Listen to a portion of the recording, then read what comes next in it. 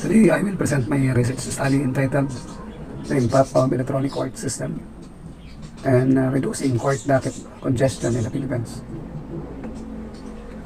As to the abstract of my study, the success of the justice system as a government institution is significantly influenced by how the general public views courts and the legal profession. The Philippine judiciary has long suffered from court overcrowding, which has contributed to a significant backlog of cases. The e-court reform pilot phase is currently being used by over 300 courts and 10 locations. Study examines how the court and its legal results and the Philippines are impacted by an electronic case management system, e-court system. E-court can be helpful in analyzing results like uptake and compatibility with other justice reform initiatives. The performance of the courts can be monitored using data gathered through the e-court system and other technologies. Electronic court system is a computerized court process and provides better case administration with more effective and efficient justice delivery. The objective of the study is to determine the efficacy of the electronic court system and lessen docket congestion, the drawbacks of the court or the e-court system, and the recommendation offered by the respondents to address the drawbacks of the electronic court system and reducing court docket congestion. This study employs the quantitative type of descriptive research method and statistical tool used, and this study is the weighted average mean or WAM, and using a questionnaire is the mean tool. The study was done in Sorsogon City, where 25 people were questioned and completed a questionnaire. These are the judges, lawyers, and prosecutors of the Bulwagan ng Katarungan and Sorsogon City. According to the data acquired, the majority of the respondents believe that the e-court system helps the court work more effectively and transparently. It also tackles the long-standing concerns of the volume of ongoing cases and delays and determination. Keywords: e-court, e-justice, online conferencing, virtual courtroom, online justice, digital justice. As I mentioned earlier, electronic court system is a computerized court process and provides better case administration with more effective and efficient justice delivery. This study wants to determine the efficacy of the electronic court system to lessen docket court congestion and the impact and drawbacks of e-court system and the recommendation offered by the respondents. This research uses method research and use qualitative type of research using a questionnaire as a tool, as I mentioned earlier. And then the statistical tool used in this study is weighted average mean or WAM with a formula x5 plus x4 plus x3 plus x2 plus x1. A recommendation offered by the respondents to the impact or drawbacks of the electronic court system and reducing court docket congestion.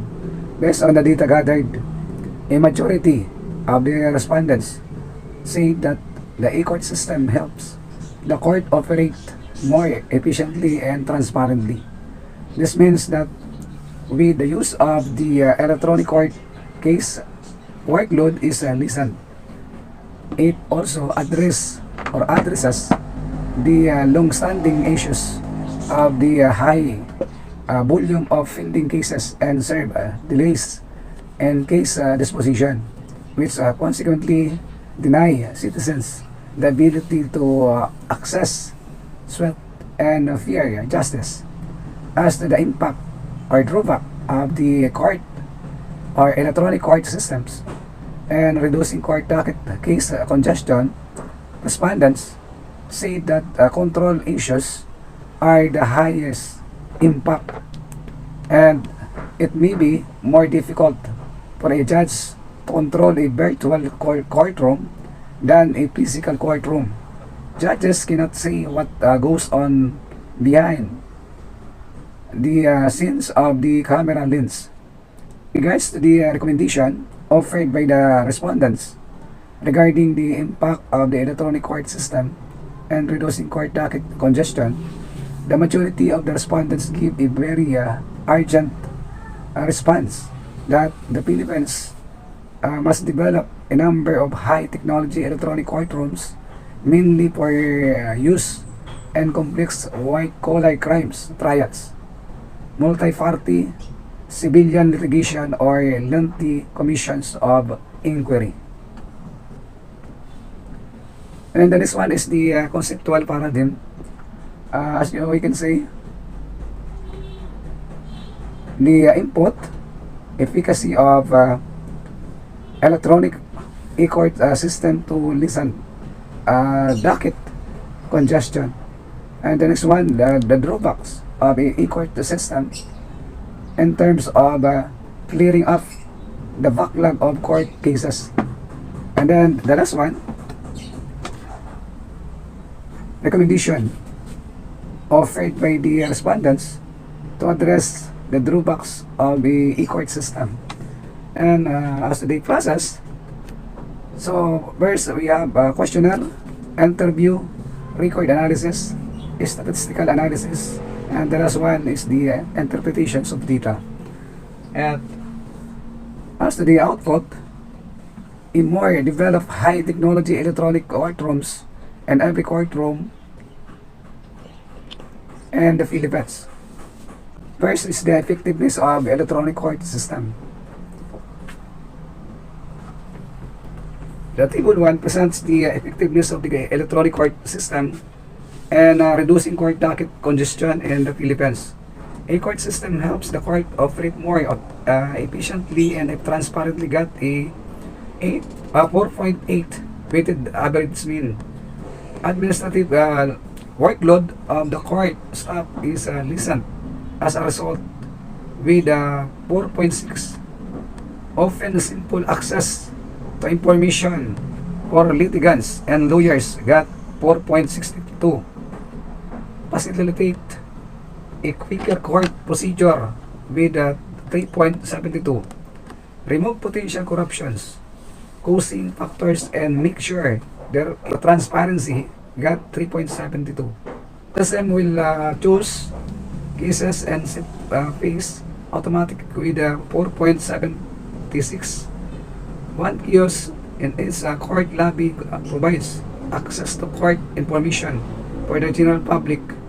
Got 4.68. And registrations of the lawsuit is processed quickly by the court clerk with 4.62. Based on the data gathered, majority of the respondents say that e-court system helps the court operates more efficient and transparently, with a qualitative rating of 5 and an adjectival rating very effective. This means that with the use of electronic court case workload is lessened. It also addresses the long-standing issues of the high volume of pending cases and severe delays in case disposition, which consequently deny a citizen or citizens the ability to access swift and fair justice. As to the overall interpretation of the given variables, if electronic court system is effective in reducing court dockets congestions in the Philippines, a majority are given a very effective response. Impact of electronic court system in reducing court docket congestion in the Philippines. In table 2 presents the impact and drawbacks of the electronic court system in reducing court docket congestions in the Philippines. control issues, it may be more difficult for a judge to control a virtual courtroom than a physical courtroom. Judges cannot see what goes on behind the scenes because the camera lens has received 4.8 with the average privacy issues. While most court sessions are open to the public, cases without a jury usually involve just the judge, the clients, and the lawyers. But when you are online using a service like Zoom, children, relatives, and anyone with a password can watch with 4.28 with the average mean.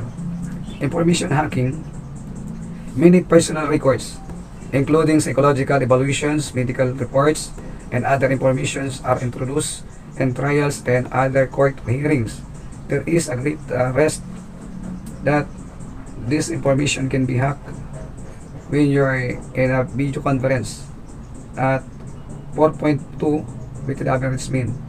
Real risk of witness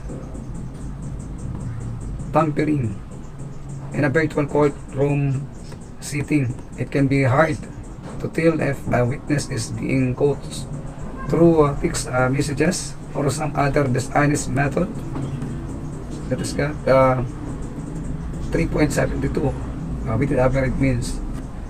Witness credibility. It is hard to explain how important it is to see a witness in person and to watch how that witness react under questioning. Based on the data gathered, the majority of the respondents said that the very impact of the electronic court system in reducing court congestion in the Philippines is witness credibility. It's hard to explain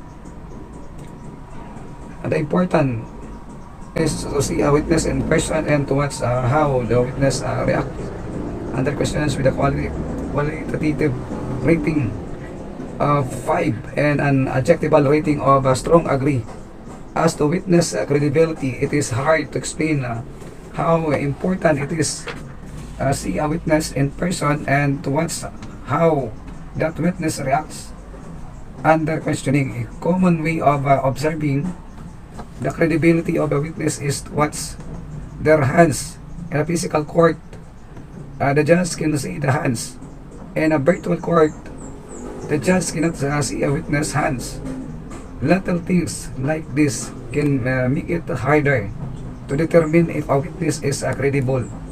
With regards to control issues, it may be more difficult for a judge to control a virtual courtroom than a physical courtroom.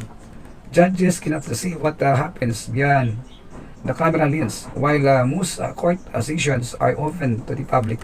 Cases without a jury usually involve just the judge, the clients, and the lawyers. But with your online using a service link Zoom, children's relatives, and anyone with a password can watch. This is especially important when it comes to sequestering witnesses. In a physical court, the judge can order that the witnesses stay outside the courtroom until it's time to testify. When you hold court virtually, it is more difficult to enforce the rules. As to witness credibility, it is hard to explain how important it is to see a witness in person and to watch how that a witness reacts under questioning. In an electronic court, the jury will not take note of the appearance of the witnesses or read their body language. In a physical court, jurors will notice if the witnesses are confident about what they are saying. Conversely, the jurors will notice if witnesses are nervous and seem jump. The jury will notice how the witnesses are dressed. They will notice if your witnesses make eye contact and give clear, direct answers, or if they appear to be avoiding the question. Make sure your witness remember They are being watched at all times and need to be aware of how they are presenting themselves. And three recommendations offered by the respondents to the impact of the electronic court system and reducing court docket congestion. First, we can notice or we can show the court must undergo court staff training and regularly updating the system. Provision of the user manual with troubleshooting adding manpower. So there are 4.48. And then the next one is the Philippines must develop a number of high technology electronic courtrooms, mainly for use in complex white-collar crime trials, multi-party civil rather. It got 4.52. And the next one, there should be a special or a specialized judicial support packages that can provide the judge access to primary research materials, sentencing information. Friends, got 3.88. Then the next one, to ensure that technology is used and we that assess the administration of justice, the court must ensure that it operates on a level playing field. And there is a 4.16. And the last one before court hearing via virtual conference, explain to the witness the rules of evidence, particularly rules 10, examination of witness. There is with average means of 4.52. From the findings, the following conclusion were drawn. First, the effectiveness of the court or electronic courts court system is and efficient and transparent operation of the court. Witness credibility is based on the influence of the electronic court system on decreasing court docket congestion in the Philippines.